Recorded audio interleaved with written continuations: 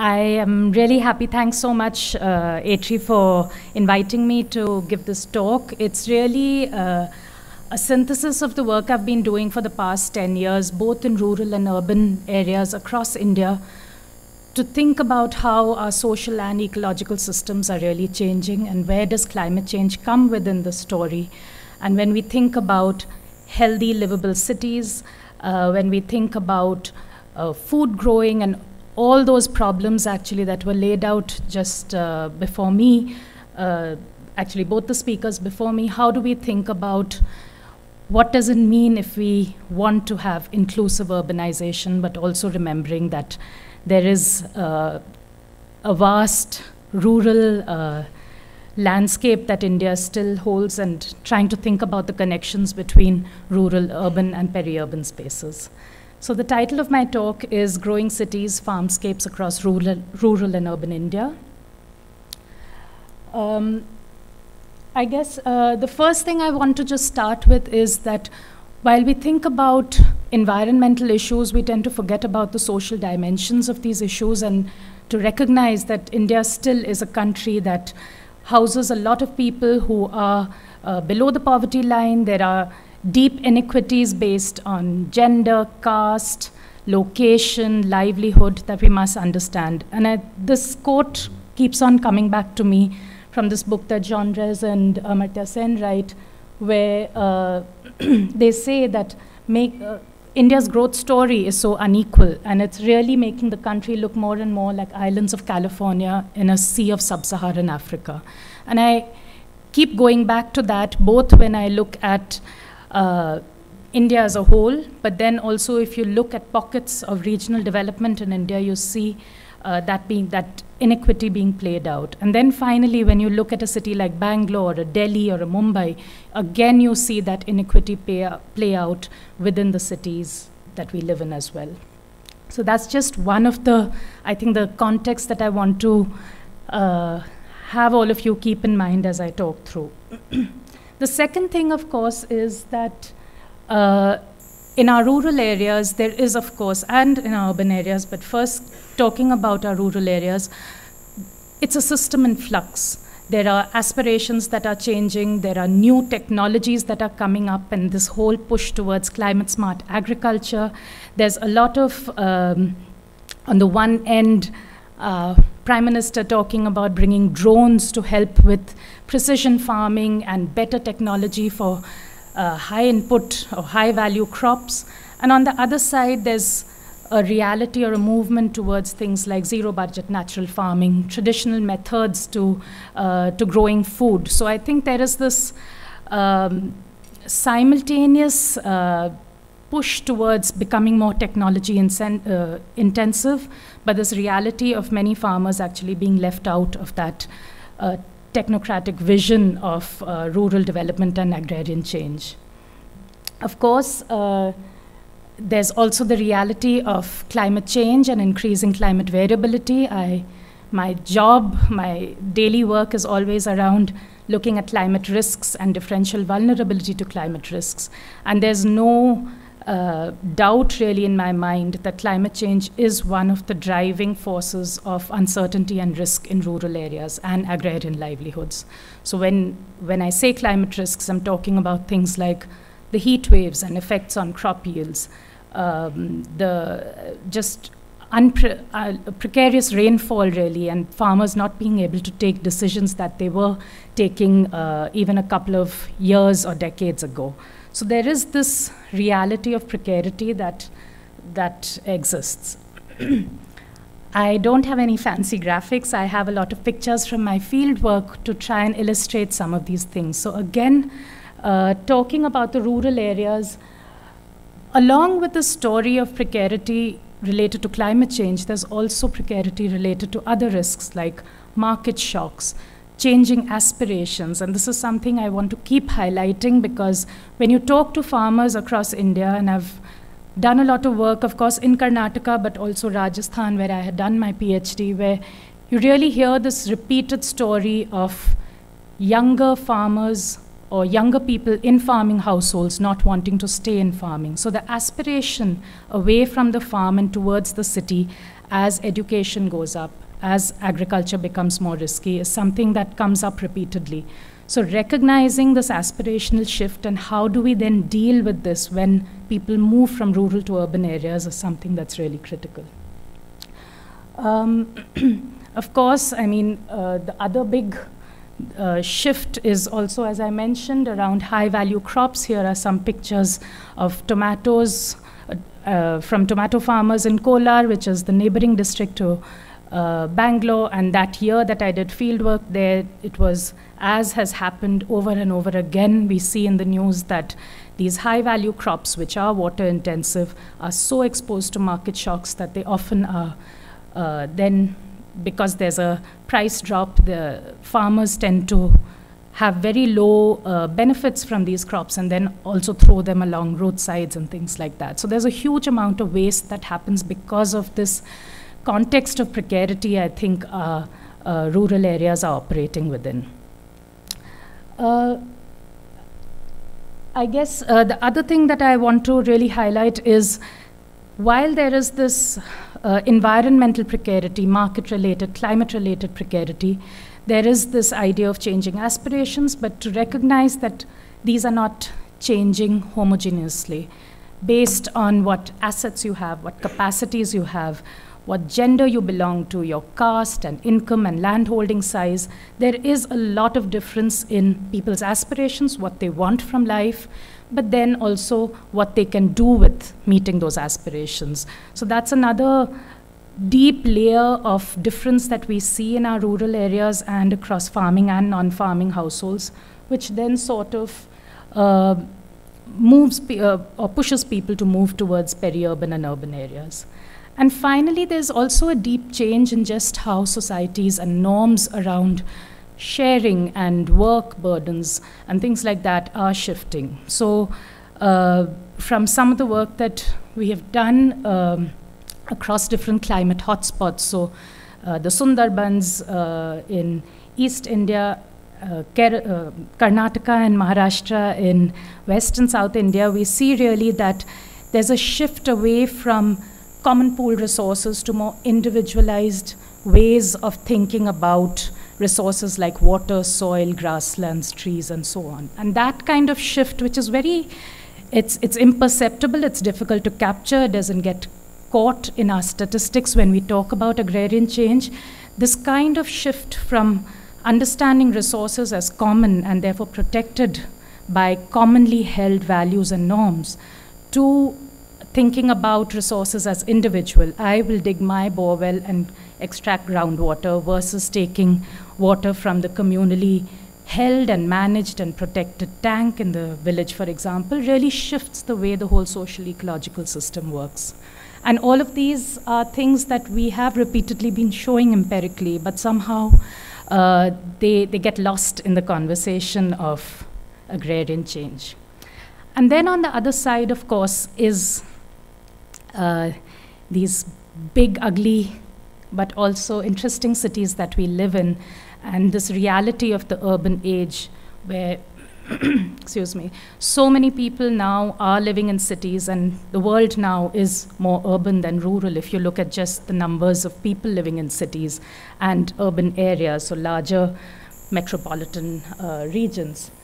And what's happened with this urbanization is this geographical decoupling, and I like that term a lot. I mean, it captures, I think, what I have been seeing in the field. So this geographical decoupling of cities from sources of food supply to this decoupling of where people are producing the food and where people are consuming the food, and of course, this shift of urban and peri-urban land, especially towards these so-called high-end, high-value uses. So you've got buildings, factories, industries coming up in peri-urban areas, and that is considered more high-value for various reasons, for job creation, for the kinds of products that are being developed in these factories, and being seen as something more important than the food growing that used to happen in several of these peri-urban areas. So this reorientation of land, our growing urban populations, multiple climate risks that we also see in the cities. I think floods are something that gets so much attention in Indian cities, but my own work has shown actually that urban drought is the silent disaster that we really don't talk about. And urban drought is really the kind of trade-offs that you have with peri-urban and rural areas, actually, where cities are literally sucking out water from the peripheries, is something that we don't talk enough about. So this reality of climate change in cities, all of these things come together to make cities particularly precarious again. And that's what I keep on talking about, that we talk about an agrarian distress, an agrarian crisis, but I think there is a simultaneous urban crisis that is taking place. In all of this, of course, the story is of people increasingly moving from rural to urban areas, but there's also a lot of rural to rural and rural to peri-urban to urban movement that is happening. That is just, again, connecting these geographies together, but also showing how much the, flux these places are in. I see I only have 5 minutes left, so I'm going to go a little faster. These are some of the pictures of our cities today. Of course, we have the fancier parts of the cities, but these are also, I would say, some of the more vulnerable or at-risk areas. On the one side, just because I've been talking about this connection between rural and urban areas, I'd like to highlight that on the left side, these are the kinds of settlements that migrants come into. So those people who are moving out of agriculture are often moving into very insecure, precarious livelihoods with unsafe living and working conditions, leading to this increased vulnerability. So migration actually may not always help people reduce risk, but it's helping them or enabling them to enter into new risks, which we don't understand quite well. The second thing is, when we are trying to make, within cities, when we are trying to make lives better for the most vulnerable or low-income housing, we often end up exacerbating vulnerability. So this is an example from Chennai. I think it's distressing, this example really, where flood-prone communities from the riverbanks in Chennai are relocated to housing that is built. These housing are built on flood-prone wetlands. So you've got people moving again from one risk to another and exacerbating it, because you're also moving them away from sites where they had social networks and their livelihoods and things like that. So this is the nature of, this is the further, I would say, layer of changing risk in cities. But coming back to some of the, again, if we are to say from this gloom and doom story to a bit more, if you think about, I would say, visions for what a city can be and provide for, especially its most marginalized communities. This is work that we've been doing across the past 3 years in Pune and Bangalore, looking at how urban farming, urban gardening also, without its class struggle, and just growing food, how that can actually help us envision cities as places where people are growing food, but not competing, of course, with food growing in rural areas, because it is never going to be enough, which is one of the critiques I often get about this work on urban agriculture, where people say, are you trying to just supplement or sort of remove food growing in rural areas? And I don't think that's at all the aim of urban farming. The bigger, deeper change that I see in some of these farming communities, and they're not small. Bangalore, at least from some estimates, has 30 to 40,000 urban gardeners and farmers who are growing food for their own families. So it's not a small number of people, and it's growing every year. So this whole exercise of growing food, we have seen from our own fieldwork, is allowing people to have a better relationship with food. They are allowing people to connect better with the idea of how food comes onto our plates, how it's grown, the kinds of inputs that are required, the kind of labor that's required actually to grow something from seed, to see it actually as a cooked meal on your plate. So there's that, first of all, just a very deep individual transition that we see in some of these urban gardeners. Second, there's a lot of bonding and cohesion both within the household, across your neighborhood and then to larger communities of practice that we see. There are lots of people who have spoken about completely changing their relationship with perhaps a spouse or a family member, having children grow with them as well to sort of talk about, again, environmental issues. Lots of people talk about gardening and farming being a way to start thinking about exactly those issues of gray, green, and blue infrastructure. So recycling gray water in their house for irrigation, or solid waste management, better wet waste recycling to compost it for their gardening.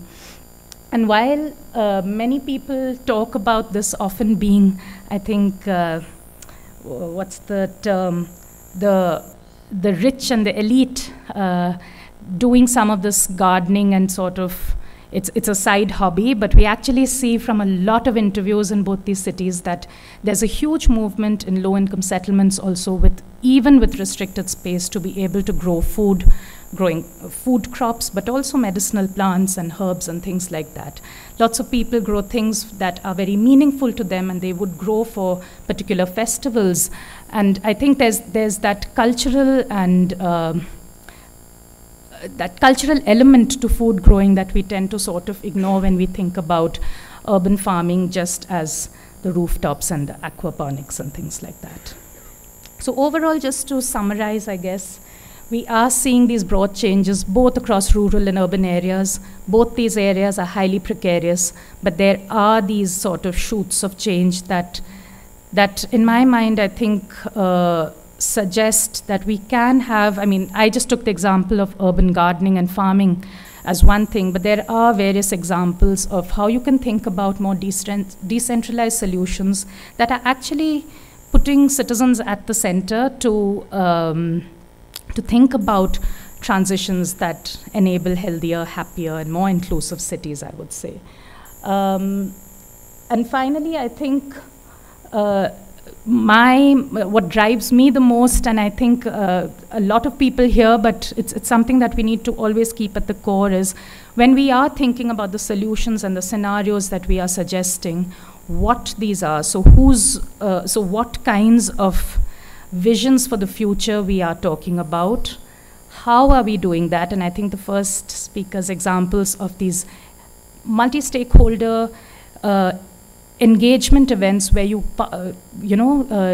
do visioning and thinking about futures together, I think, is one way forward. It's really thinking about the processes we put into place to think about solutions. And then finally, towards what end and who is really benefiting and who is being left out or silenced when we think about these futures. Thank you so much. Yeah.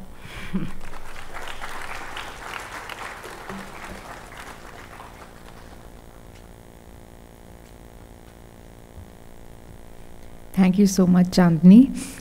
We can take one short question now. Very pleasant morning to all. Very good presentation. I enjoyed the different way of preparation of the slides. And you asked one question, why rural people going towards urban area? So first we have to prepare a questionnaire and analyze what's the reason for going to urban area. I think the salary, the culture, everything, they want to improve themselves. So if we provide all those things and we encourage what are the activities they are doing, because mostly rural people, they are the pillars for us. They are providing, they have many farmers are there, and they are doing lot of handicraft work and agriculture produce they are producing. We can help them and guide them for value addition, post-harvest technology, and digital marketing, and how to become entrepreneur. These things, if we teach and we provide all supports, I think they won't move to urban area. We can protect them and we can conserve them, I feel. Yeah, thank you so much for that. I think that's what exactly this whole idea of thinking about rural, peri-urban, and urban areas as a continuum or connected means that we have to have solutions at all these spaces. So there are some people who want to move, And I typically say that for those kinds of people, we have to ensure that there's safe, inclusive migration, and they have safe spaces and safe places to work at once they come to the city.